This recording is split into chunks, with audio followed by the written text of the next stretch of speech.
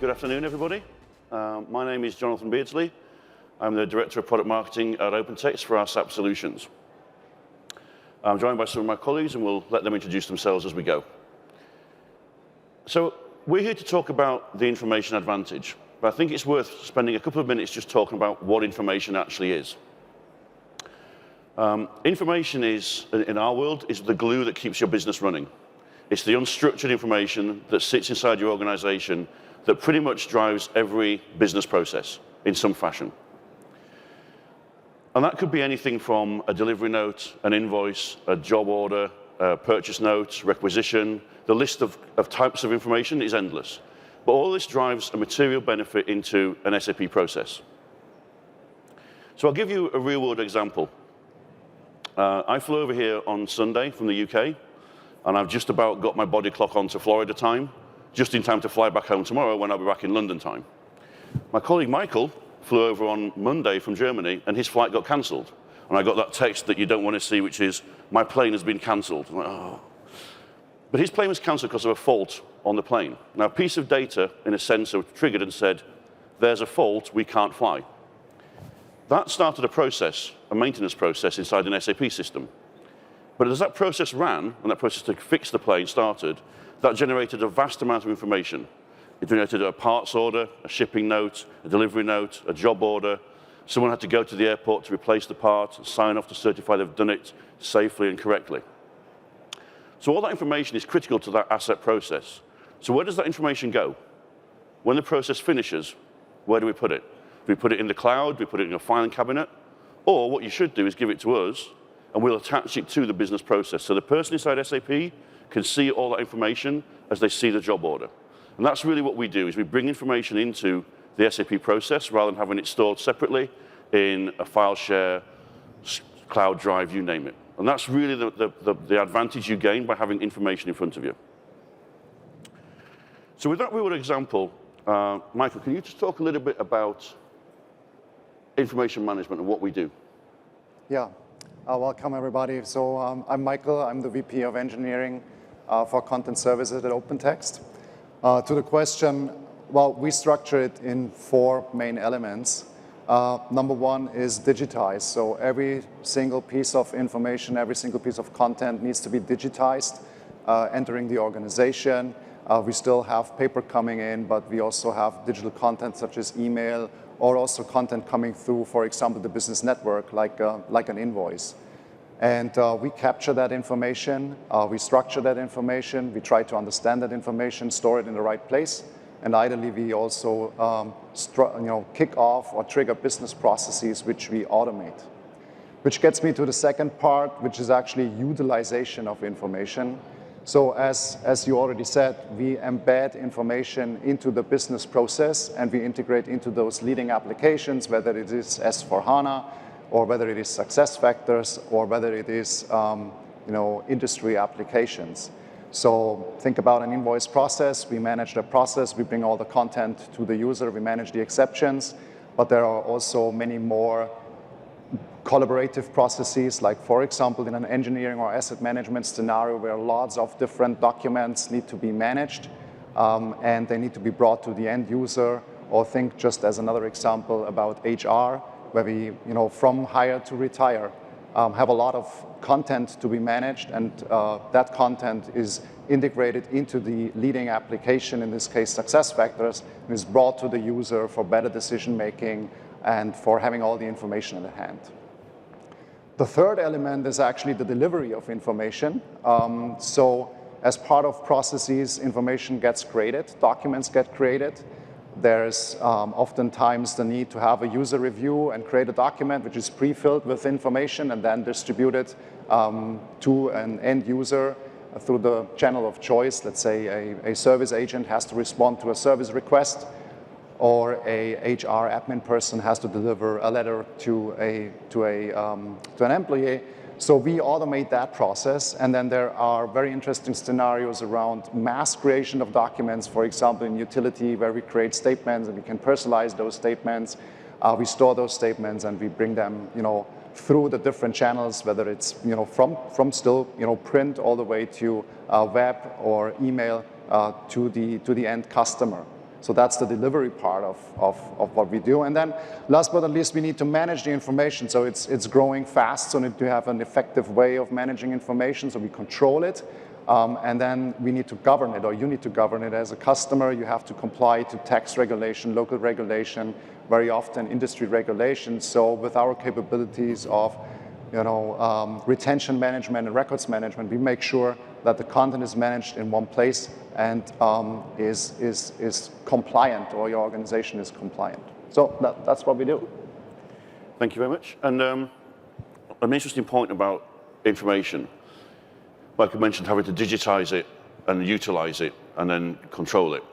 But one of the things that I read an IDC report a couple of months ago, the amount of information we produce today will double within the next 4 years. So if you don't start managing the information today, in 4 years' time, the problem is going to be doubled in the amount of information we have to manage and how we have to control it. So it's really important that we understand that this information we're talking about here is growing at a very, very rapid rate. Rajesh, can you talk to us a little bit about how you use information at Toyota? Sure. Good afternoon, everyone. It's actually a pleasure to be here after 2 years. I was talking to a few of my colleagues and people I haven't met in a long time, and everybody echoed the same sentiments. I was personally going through a conference withdrawal syndrome, but then not anymore.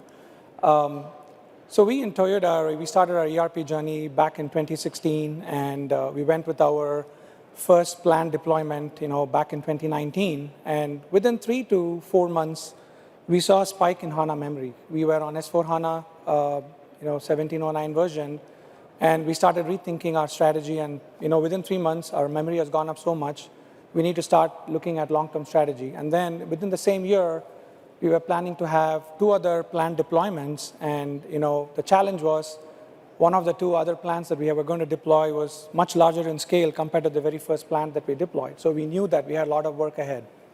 We had to have a strategy in place, and we had a lot of challenges. The challenges manifested from data growth, performance issues, memory spike that led to other issues, and obviously, most importantly, staying in compliant with our HANA memory license.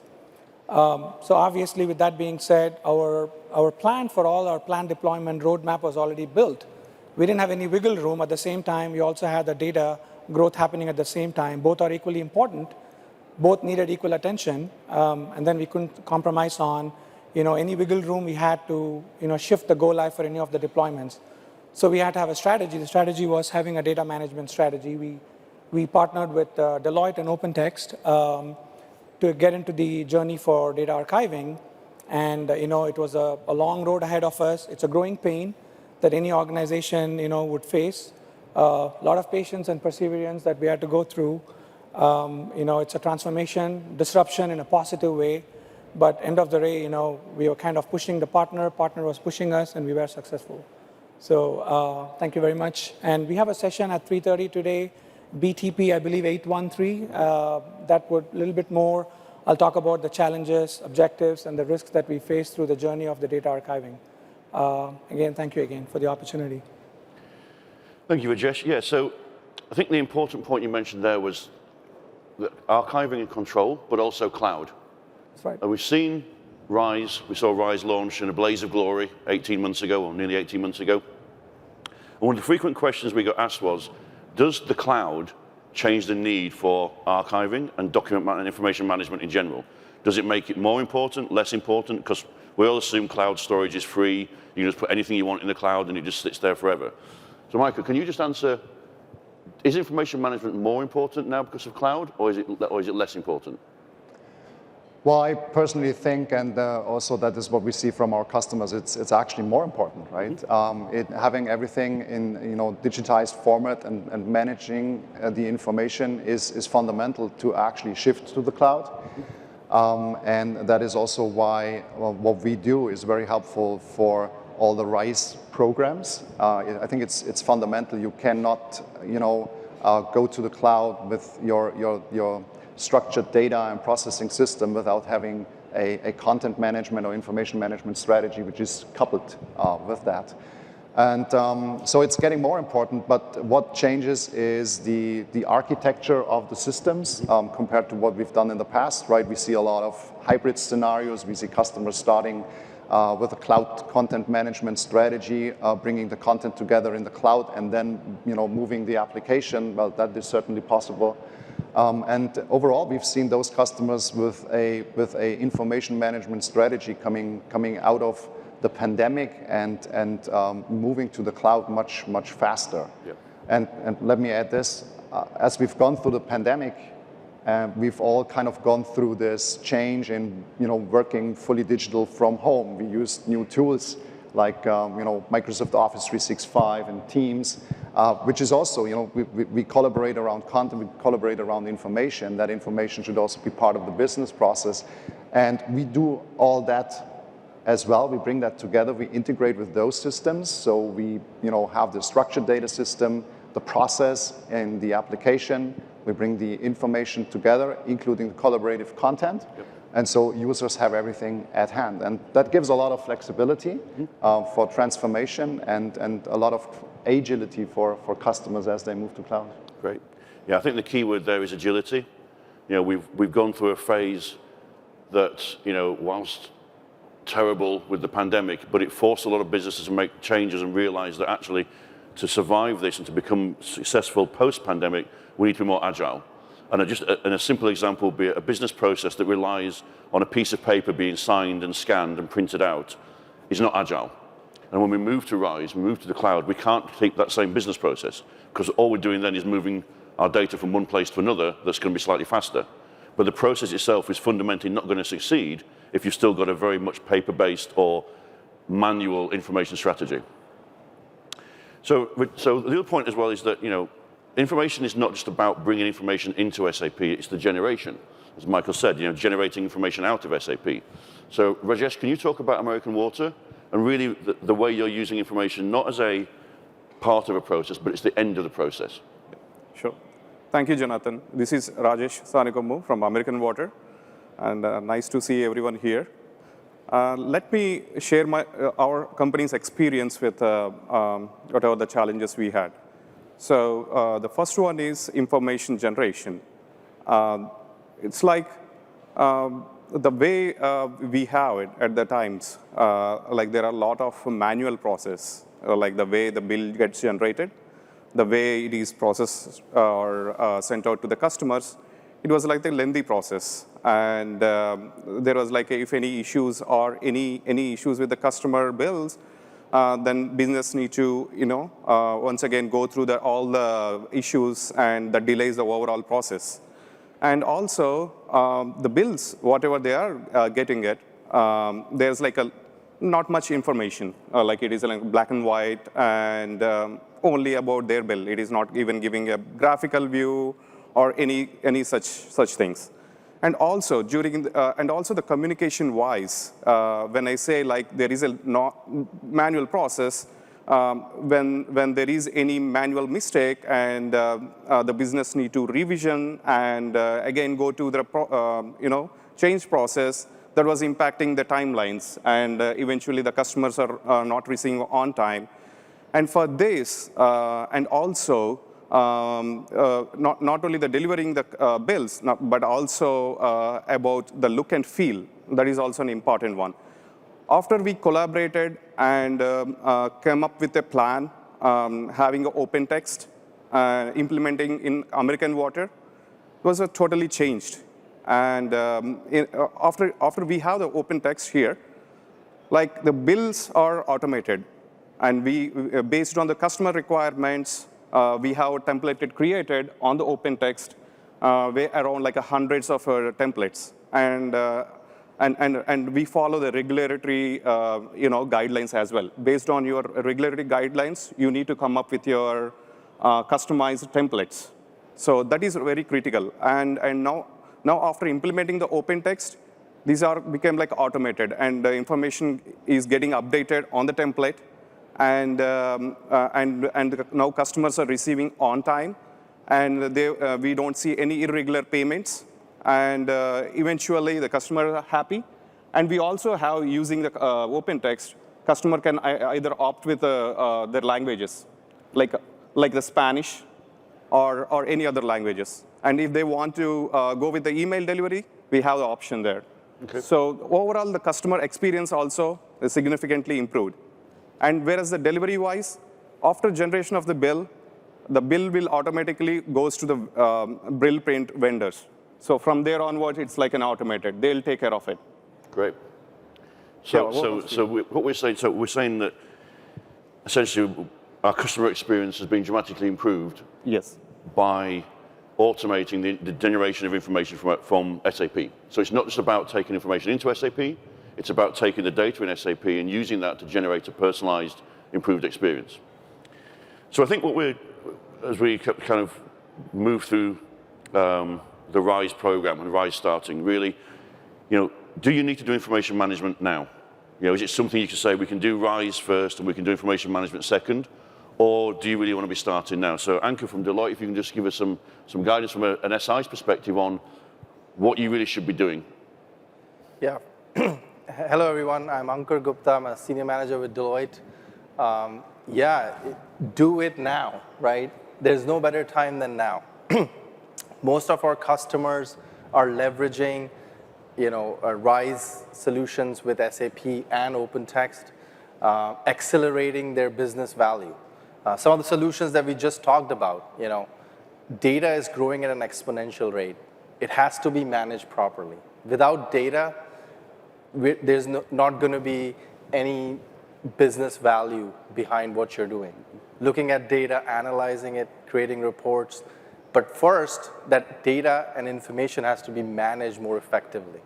Some of the solutions that we talked about, leveraging cloud, leveraging some of the solutions with invoices, bills, et cetera, wherever there is information growth challenges, leveraging those solutions using RISE in an accelerated way will move your business goals much, much faster. Now is the time. We have some examples of some of our clients really leveraging these solutions and generating business value very quickly. Using some of the templates and solutions that come with the RISE kind of platform and leveraging cloud is the right way, and now is the time to do it. Great. And I think this is really when we talk about the information advantage, if you will. The advantage that you gain from having all the information where you need it, when you need it, in the process you're using, on the device you're using. So it's not about just putting information under management. Anyone can do that. It's about putting information management, but using it in the context of SAP. And as we look to the future, things like with RISE, and the idea of reinventing our processes to become intelligent as an organization, I would argue that you can't be intelligent and make an intelligent decision if you can't see all the information in one place. If you're looking at a screen full of information that's only at the partial view, you can't really make an intelligent decision because you haven't got all the facts in front of you. So by bringing information and unstructured information from OpenText into the world of SAP, that enables you to make better decisions, smarter and faster and more intelligently. And I think a couple of examples I'll give you here. So, question for the audience. How many of you have taken a photo of a presentation today at some point? Yeah, I did it a few times as well yesterday. So what I've done then is I can generate information a lot faster. And we can all generate, as a business, information a lot faster. But that photo I took some photos yesterday, that has no value if I don't remember what I took the photo of for. So I need to write down, when I take the photo, what was so-and-so talking about, and what was important, and why did I take this photo? It gives you the context of the information. The photo in itself is a piece of information, but it's not got any real value if you don't fasten it into the message that was being said at the time. And as we look to the future of content, we talked about documents, and we talked about PDFs and spreadsheets and customer bills and all those kind of things. But more and more we're seeing that information is not just traditional content. It's digital, it's rich media, it's video, it's audio. It's people using autonomous devices to fly a drone over a pipeline to inspect it, because it's easy to fly a drone than to drive a car through a pipeline in Alaska, or a submersible underwater to check out a telephone line. It's so much easier to do that than trying to send a diver down. So this is all new sorts of information that's coming into our organization we have to manage effectively as well. So we can't just think about it as being paper and traditional documents. We have to think about how we're going to generate all this new information and how we're going to use it. And we've seen AR devices and glasses and all these augmented reality tools coming out where we can visualize in front of us a car engine or a jet engine and start interacting with it. When it comes down to it, though, that's still a piece of content. It's a piece of information that has to reside somewhere and be managed effectively. So we're at booth 709.